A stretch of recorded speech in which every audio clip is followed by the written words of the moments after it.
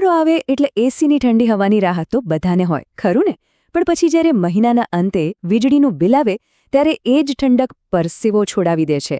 ચાલો, આજે આપણે એ જ સમજવાના છીએ કે એક સાવ સામાન્ય લાગતી ભૂલ આપણા એસીના બિલને કેવી રીતે ડબલ કરી શકે છે. આ સાંભળવામાં થોડું અજીબ લાગે ને, પણ આ બિલકુલ સાચી વાત છે. એક એવી નાનકડી ભૂલ જેના પર કદાચ આપણું ધ્યાન પણ ન જાય, એ ખિસ્સા પર બહુ મોટો બોજ નાખી શકે છે. ચાલો, આની પાછળનું કારણ શું છે એને જરા ઊંડાણમાં સમજીએ. આપણામાંથી ઘણા લોકોને આ સવાલ થતો જ હશે. કેટલો વિચાર કરીને પૈસા બચાવવાના ઈરાદાથી 5 સ્ટાર એસી ઘરે લાવીએ, પણ જ્યારે બિલ હાથમાં આવે ત્યારે લાગે કે બધી મહેનત પાણીમાં ગઈ. તો આખરે આ રહસ્ય શું છે? ચાલો, આજે એને જ ઉકેલીએ. તો પછી આ ઊંચા બિલ પાછળનો અસલી ગુનેગાર છે કોણ? વેલ, જવાબ જાણીને કદાચ થોડી નવાઈ લાગશે, કારણ કે સાચો દુશ્મન એ છે જેના પર મોટાભાગે આપણું ધ્યાન જ નથી જતું. જી હા, આ વાત બરાબર સમજવા જેવી છે. મોટાભાગના લોકો એવું જ માને છે કે એસી ઠંડી હવા બનાવે છે, પણ હકીકતમાં એસીનું મુખ્ય કામ રૂમમાં જે ગરમી છે તેને ખેંચીને બહાર ફેંકવાનું છે. અને બસ આ એક જ વાત આખી ગેમ બદલી નાખે છે. તો આપણા આ ઊંચા બિલની આખી વાર્તાનો વિલન છે રૂમની અંદરની વધારાની ગરમી. કોઈ પણ એવી વસ્તુ જે ગરમી પેદા કરે છે એ સીધી રીતે એસીના કોમ્પ્રેસર પરનો બોજ વધારી દે છે. એને બિચારાને આરામ કરવાનો સમય જ નથી મળતો અને એ સતત ચાલ્યા કરે છે.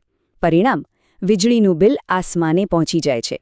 એકદમ આઇડિયલ સિચ્યુએશનમાં એસી બહુ જ સ્માર્ટલી કામ કરે છે. સ્ટેપ 1. રૂમ આપણે સેટ કરેલા તાપમાન સુધી ઠંડો થઈ જાય. સ્ટેપ 2. પછી એસીનો સૌથી વધુ પાવર વાપરતો ભાગ એટલે કે કોમ્પ્રેસર આપમેળે બંધ થઈ જાય છે. અને સ્ટેપ 3. જેવું કોમ્પ્રેસર બંધ થાય, વીજળીનો વપરાશ એકદમ નીચે આવી જાય. બસ આટલું સરળ છે બચતનું ગણિત. ચાલો, આને એકદમ સહેલી રીતે સમજીએ. ધારો કે રૂમ ચારે બાજુથી સરસ રીતે બંધ છે અને અંદર ગરમી પેદા કરતું કંઈ નથી.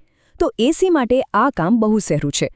એ થોડીવાર ચાલશે, રૂમ ઠંડો કરશે અને પછી આરામ કરશે. પણ જો રૂમમાં સતત ગરમી પેદા થતી રહે તો એના કોમ્પ્રેસરને નોનસ્ટોપ મેરેથોન દોડવી પડે છે અને આ મેરેથોનનો ખર્ચો સીધો આપણા વીજળીના બિલમાં ઉમેરાય છે. તો સવાલ એ છે કે આ અસલી દુશ્મન એટલે કે વધારાની ગરમીને હરાવીએ કઈ રીતે? ચાલો, પહેલાં એ ભૂલો પર એક નજર કરીએ જે આપણે રૂમની અંદર જ અજાણતા કરી બેસીએ છીએ. સીધી વાત છે, જ્યારે એસી ચાલતું હોય ત્યારે રૂમમાં ગરમી પેદા કરતી વસ્તુઓને થોડો આરામ આપો. પછી એ ટીવી હોય, કમ્પ્યુટર હોય કે પછી બીજું કોઈ ઇલેક્ટ્રોનિક ગેજેટ, આ બધી જ વસ્તુઓ ગરમી બહાર ફેંકે છે અને એ ગરમીને દૂર કરવા માટે એસીને ઓવરટાઇમ કરવો પડે છે. અને ઓવરટાઇમ એટલે વધારે બિલ. સારું, તો રૂમની અંદરની ગરમીને તો આપણે કાબૂમાં કરી લીધી, પણ આ તો થઈ અડધી લડાઈ. હવે આવે છે બીજી અને એટલી જ જરૂરી વાત, રૂમની ઠંડકને અંદર જ જાળવી રાખવી. હવે એક એવી આદત વિશે વાત કરીએ જે બહુ જ નાની છે પણ એનો ફાયદો બહુ મોટો છે. બસ એસીની સ્વિચ ઓન કરતા પહેલાં ફક્ત 10 સેકન્ડ માટે આખા રૂમમાં એક નજર ફેરવી લેવાની. આ નાનકડી આદત ઘણા પૈસા બચાવી શકે છે. પહેલાં તો એ પાક્કું કરી લો કે રૂમના બધા દરવાજા અને બારીઓ એકદમ સરસ રીતે બંધ છે, કારણ કે કોઈ પણ નાની અમથી તિરાડ કે ગેપ ઠંડી હવા માટે ચોર રસ્તો બની જાય છે. અને એટલું જ નહીં, એ બહારની ગરમ હવાને પણ અંદર આવવાનું આમંત્રણ આપે છે. આનાથી એસીની બધી મહેનત પર પાણી ફરી વળે છે. તો આ આખી વાતનો સાર શું નીકળ્યો? બસ એટલો જ કે ક્યારેક એક નાનકડો ફેરફાર પણ બહુ મોટો ફાયદો કરાવી શકે છે. અને એમાં આપણી ભૂમિકા સૌથી અગત્યની છે. એક વાત હંમેશા યાદ રાખવા જેવી છે. એસીની એફિશિયન્સી એ એક પાર્ટનરશિપ જેવી છે, મશીન અને આપણી વચ્ચે. મશીન તો પોતાનું કામ કરશે જ, પણ એને કેટલી મહેનત કરવી પડશે એનો આધાર આપણી નાની નાની આદતો પર રહેલો છે. તો હવે છેલ્લે બસ એક જ સવાલ. જરા વિચારો, ક્યાંક તમારા એસીનો દુશ્મન તમારા જ રૂમમાં તો નથી છુપાયેલો ને?